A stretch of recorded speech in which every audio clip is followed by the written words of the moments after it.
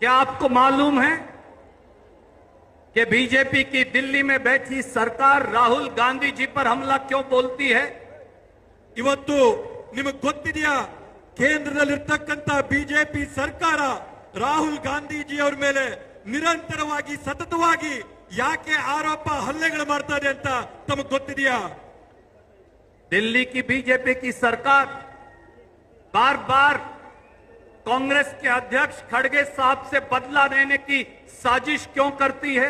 ಇವತ್ತು ತಮಗೆ ಗೊತ್ತಿದೆಯಾ ಕೇಂದ್ರದಲ್ಲಿರ್ತಕ್ಕಂತ ಬಿಜೆಪಿ ಸರ್ಕಾರ ನಮ್ಮ ಕಾಂಗ್ರೆಸ್ ಪಕ್ಷದ ರಾಷ್ಟ್ರ ಅಧ್ಯಕ್ಷರಾದಂತ ಶ್ರೀ ಮಲ್ಲಿಕಾರ್ಜುನ ಖರ್ಗೆ ಸಾಹೇಬ್ರ ಮೇಲೆ ಸತತವಾಗಿ ಸೇಡನ್ನ ತೀರಿಸಿಕೊಳ್ಳುವಂತ ಪ್ರಯತ್ನ ಯಾಕೆ ಮಾಡ್ತಾ ಇದೆ ಅಂತ ತಮಗೆ ಗೊತ್ತಿದೆಯಾ? दिल्ली की सरकार डीके शिव कुमार जी पर झूठे मुकदमे क्यों दर्ज करती है, क्या आप जानते हैं?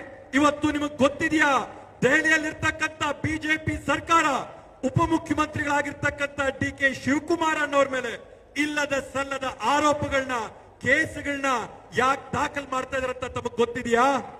और दिल्ली की बीजेपी सरकार को सिद्धारमैया जी क्यों पसंद नहीं है, क्या आप जानते हैं? ಇವತ್ತು ನವದೆಹಲಿಯಲ್ಲಿರ್ತಕ್ಕಂತ ಬಿಜೆಪಿ ಸರ್ಕಾರಕ್ಕೆ ಈ ರಾಜ್ಯದ ಮುಖ್ಯಮಂತ್ರಿಗಳಾಗಿರ್ತಕ್ಕಂತ ಸನ್ಮಾನ್ಯ ಸಿದ್ದರಾಮಯ್ಯ ಅವ್ರನ್ನ ನೋಡಿದ್ರೆ ಯಾಕೆ ಅವ್ರಿಗೆ ಆಗೋದಿಲ್ಲ ಅಂತ ಹೇಳಿ ತಮಗೆ ಗೊತ್ತಿದೆಯಾ? क्योंकि दोस्तों, क्योंकि राहुल गांधी जी, मल्लिकार्जुन खड़गे जी, सिद्धारमैया जी, डीके शिव कुमार जी गरीब की, दलित की, पिछड़े की, आदिवासी की, अल्पसंख्यक की, नौजवान की, किसान की, महिला की लड़ाई लड़ते हैं, इसलिए दिल्ली की सरकार इन पर हमला बोल रही है।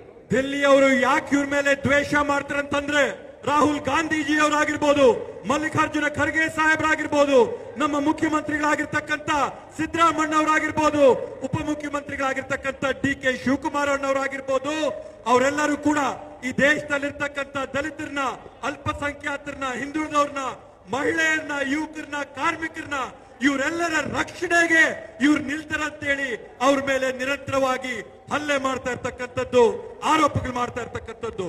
ये हमला सिद्धारमैया जी पर नहीं है, ये हमला डीके शिव कुमार जी पर नहीं है, ये हमला कर्नाटक के गरीब, आदिवासी, पिछड़े, दलित, महिला, युवा, नौजवान और किसान पर है।